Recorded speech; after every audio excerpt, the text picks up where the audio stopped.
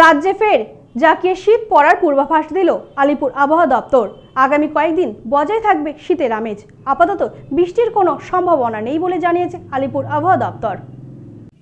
কলকাতায় আরও একটু বাড়ল সর্বনিম্ন তাপমাত্রা। তবে কি পৌষ মাসের শেষে আরও বাড়বে শীত? কি বলছে হাওয়া অফিস? আলিপুর আবহাওয়া দপ্তর জানাচ্ছে, বুধবার থেকে পারদ পতনের সম্ভাবনা আছে। কলকাতার তাপমাত্রা নামতে পারে 13 ডিগ্রি সেলসিয়াসে। তবে এই ক্ষেত্রে বাদ সাধছে কুয়াশা। মঙ্গলবার সকালেও ঘন কুয়াশার চাদরে ঢাকা ছিল কলকাতা ও সংলগ্ন জেলাগুলির বিস্তীর্ণ এলাকা। দৃশ্যমানতা ছিল অত্যন্ত কম, যার ফলে সমস্যা হয় যানবাহন ও বিমান চলাচলের ক্ষেত্রে। অন্যদিকে উত্তরের পার্বত্য এলাকায় তুষারপাতের পাশাপাশি শিলাবৃষ্টির সম্ভাবনার কথা বলেছে আবহাওয়া দপ্তর। তার সাথে দক্ষিণের দিকেও ধীরে ধীরে কমবে তাপমাত্রা। মঙ্গলবার সকাল থেকে উত্তরবঙ্গের 2 জেলা ছিল ঘন কুয়াশায় ঢাকা।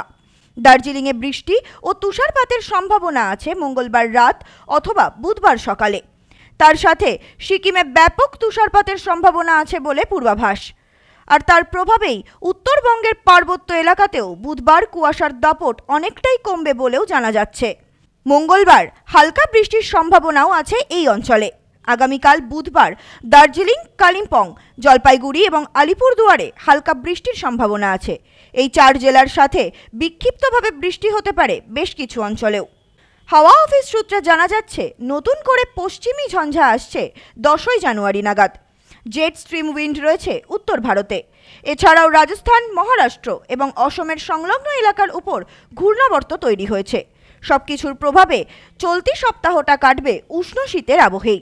তবে বুধবার থেকে নিম্নমুখী হবে তাপমাত্রা। শুক্রবারের মধ্যে তাপমাত্রা কমতে পারে আরও 2 থেকে 4 ডিগ্রি সেলসিয়াস পর্যন্ত।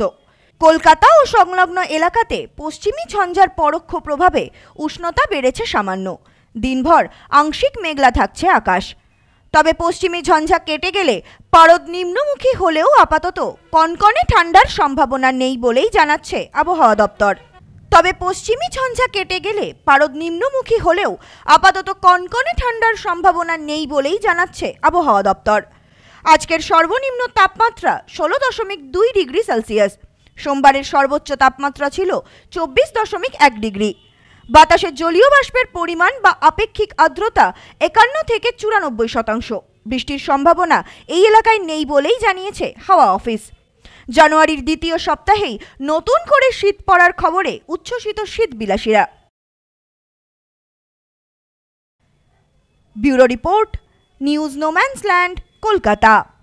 সম্প্রীতি guest house, hotel and restaurant. সমস্ত আধুনিক সুবিধাযুক্ত AC double bedroom, standard double bedroom, twin bedroom, deluxe double bedroom. আমাদের হোটেলেই রয়েছে বাঙালির খাবার সহ মাল্টি কুইজিন রেস্টুরেন্ট। শহরের মধ্যে অথচ সম্পূর্ণ নিরাপদ পরিবেশে থাকা খাওয়ার একমাত্র ঠিকানা Sampriti guest house, hotel and restaurant, Chakdah road, টবাজার, বনগাঁ। ফোন 03215257603।